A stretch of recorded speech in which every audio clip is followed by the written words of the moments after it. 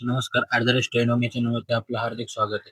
तर आपण आज टॉपिक घेणार आहे फायनान्शियल मॅनेजमेंट. फायनान्शियल मॅनेजमेंटचे थिअरीचे जे क्वेश्चन आहे एम-बी-ए सेकंड सेमिस्टरचे, तर ते आपण वन टू वन बाय करून बघणार आहे. जे इम्पोर्टंट आहे ते मी तुम्हाला सांगणार आहे. ओके. ट्रेड एनालिसिस म्हणजे काय हे तुम्हाला माहीत पाहिजे.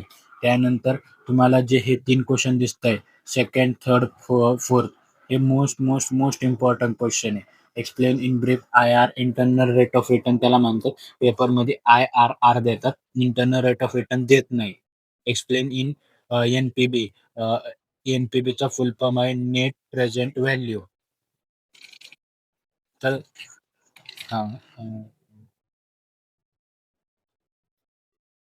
त्याच्यानंतर तुम्हाला आता 5 नंबरला दिलंय list the factor affecting capital structure of the firm. आता जे फर्म असेल तर त्याला कॅपिटल स्ट्रक्चरला कोणकोणते फॅक्टर अफेक्टिंग करतात हे पण तुम्हाला माहित पाहिजे. ओके.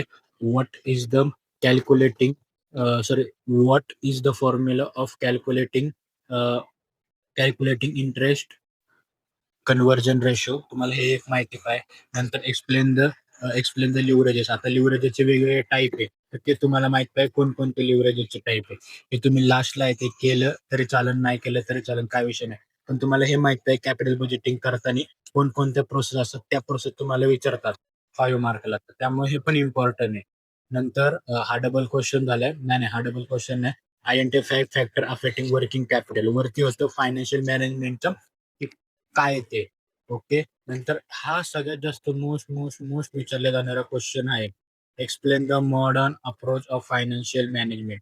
हा खूप वेळा विचारला. हा 100% उद्याच्या पेपरला तुम्हाला येणार म्हणजे येणार.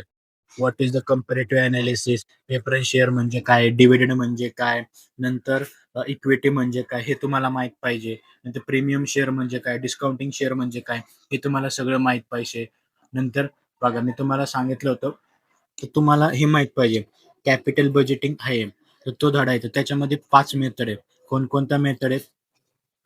प्रॉफिटेबिलिटी इंडेक्स आहे. नंतर नेट प्रेझेंट व्हॅल्यू आहे. डिस्काउंटिंग पेबॅक पिरियड आहे. नंतर फक्त पेबॅक पिरियड आहे. आय-आर आहे, इंटरनल रेट ऑफ रिटर्न. तर याच्यामधले ते 5 चे 5 तुम्हाला खूप इम्पोर्टंट पाहिजे. त्याचे कन्सेप्ट माहीत असलं त्याच्यामुळे तुम्हाला 100% 2 मार्काला आणि 5 मार्काला प्रश्न विचारणार. त्यामुळे तुम्हाला ते माहीत पाहिजे. आता तुम्हाला हे तर माहीत असणार वर्किंग कॅपिटल इज नीड काय? तर प्रत्येक कंपनीमध्ये वर्किंग कॅपिटल हे असेल तरच कंपनी वर्क करणार आहे आणि ते चालणार आहे. ते नसेल तर कंपनी वर्कच नाही करणार. कारण डे टू डे ट्रान्झॅक्शनसाठी तुम्हाला प्रत्येक वेळेस वर्किंग कॅपिटल हे लागतं म्हणजे लागतं.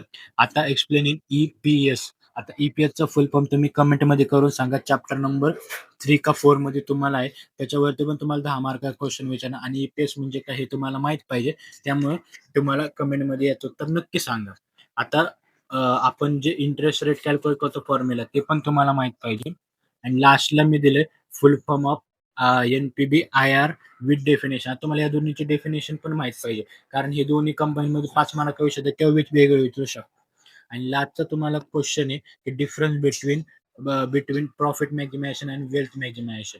प्रॉफिट मॅक्झिमायझेशन म्हणजे काय, वेल्थ मॅक्झिमायझेशन म्हणजे काय हे पण तुम्हाला माहित पाहिजे. आता मी याच्यामध्ये खूप कमी क्वेश्चन टाकले. एवढे तुम्ही केले तरी बास आहे. आणि एवढे याच्या व्यतिरिक्त तर तुम्हाला एक एक एक पण क्वेश्चन येणार नाहीये.